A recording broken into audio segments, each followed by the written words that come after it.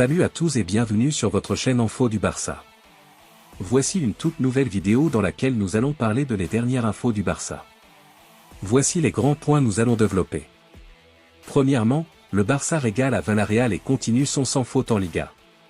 Ensuite, Barça, la date du retour de Jong est connue. Et, Barça, terrible nouvelle pour Ter Stegen. Et d'autres infos du Barça. Je vous explique tous dans quelques secondes. Donc, restez jusqu'à la fin de la vidéo pour ne rien manquer. Mais avant tout, abonne-toi si c'est la toute première fois que tu nous suis sur cette chaîne, et activez la notification afin d'être à l'une de toutes nos vidéos d'actualité comme celle-ci, donc n'hésite pas à lâcher un gros pouce bleu et quitter votre commentaire. Si c'est fait les amis, on y va. Le Barça régale à Villarreal et continue son sans faute en Liga. Le FC Barcelone garde un rythme affolant en tête de la Liga avec une nouvelle large victoire dimanche à Villarreal 5-1. Robert Lewandowski et Rafinha ont tous les deux inscrit un doublé. Après sa défaite pour ses débuts en Ligue des Champions à Monaco, le FC Barcelone a bien réagi ce dimanche en Liga en s'imposant brillamment à Villarreal 5-1. Les Catalans restent invaincus et sur 6 victoires de rang en championnat. Robert Lewandowski a inscrit un doublé en première période 20e et 35e minute alors que Rafinha l'a imité en seconde mi-temps 74e, 83e minute. Villarreal était mieux entré dans cette partie mais Marc-André Ter Stegen s'est montré décisif face à Nicolas Pepe 13e minute et Baena 18e minute. Après un poteau de Lamine Yamal, le FC Barcelone a ouvert le score grâce à une belle inspiration Pablo Torre qui a trouvé Robert Lewandowski en profondeur 20e minute. Le Polonais s'est offert un doublé sur un geste acrobatique après une tête d'Eric Garcia détournée par Condé. Plus que la réduction du score d'Ayoze Pérez, bien servi par Pepe 1-2, 38e minute, le gros coup dur pour le Barça a été la blessure de Ter Stegen, le gardien de but est mal retombé sur son genou droit après une sortie aérienne en déséquilibre 44e minute et est sorti sur civière, cédant sa place à Inaki Peña. Intraitable en championnat, le FC Barcelone a fait le break sur un bel enchaînement de Pablo Torre, conclu par une frappe du gauche déviée par Logan Costa 58e minute.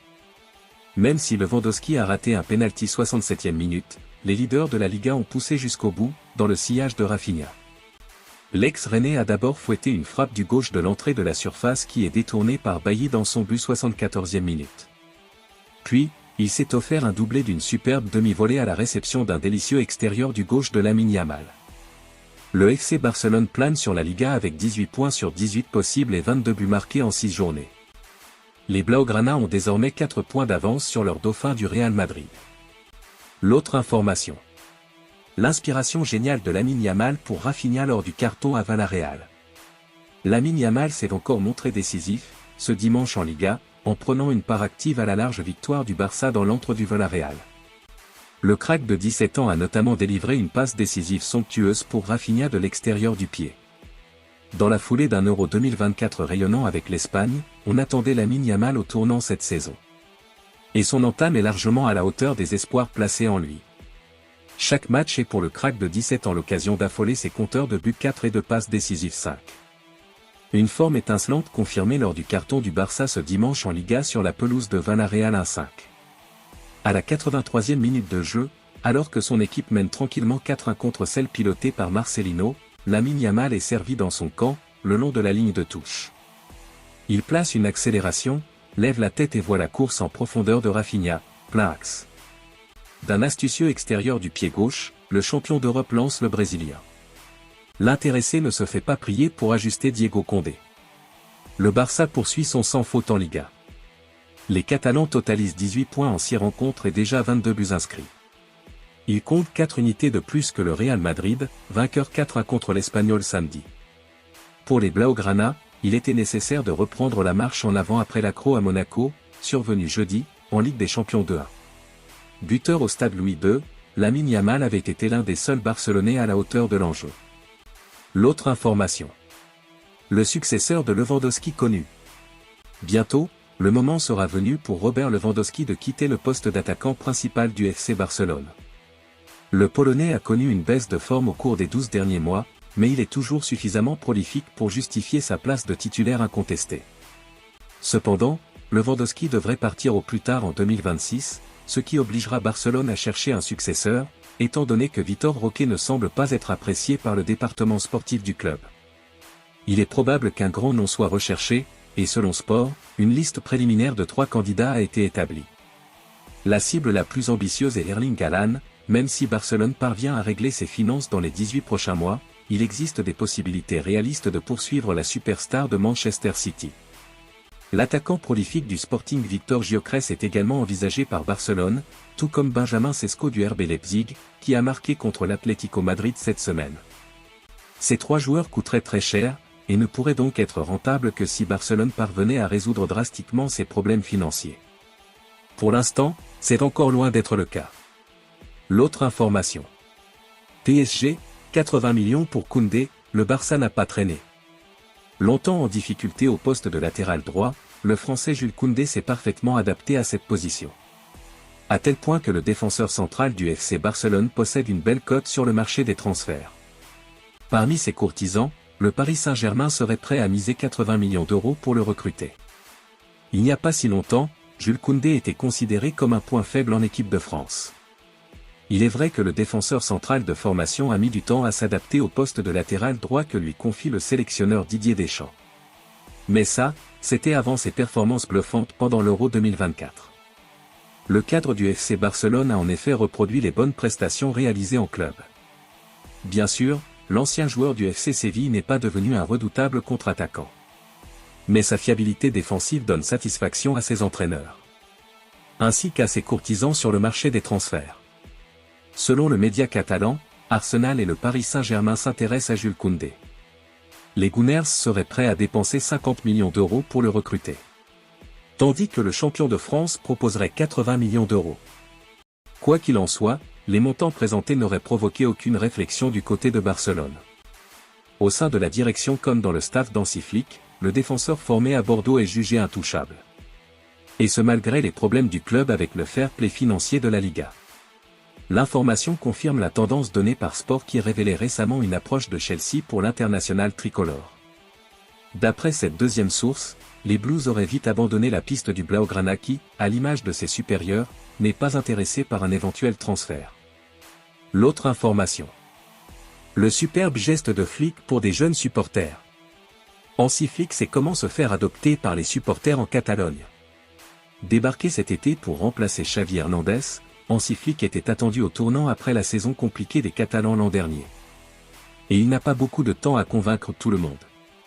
Si les Catalans ont chuté cette semaine en Ligue des Champions sur la pelouse de l'AS Monaco en ayant évolué quasiment l'intégralité de la rencontre à 10 contre 11, les Catalans ont vécu un début d'exercice parfait en Liga en enchaînant 6 victoires en autant de rencontres, avec un jeu chatoyant tourné vers l'attaque.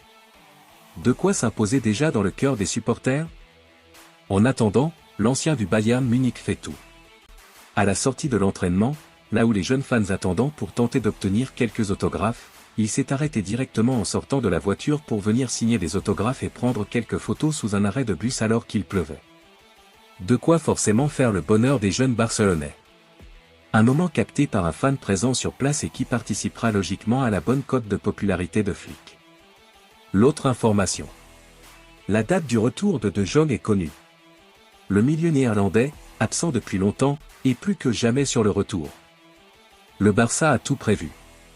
Frenkie de Jong a franchi une étape importante vers son retour à la compétition cette semaine en rejoignant partiellement l'entraînement collectif du FC Barcelone.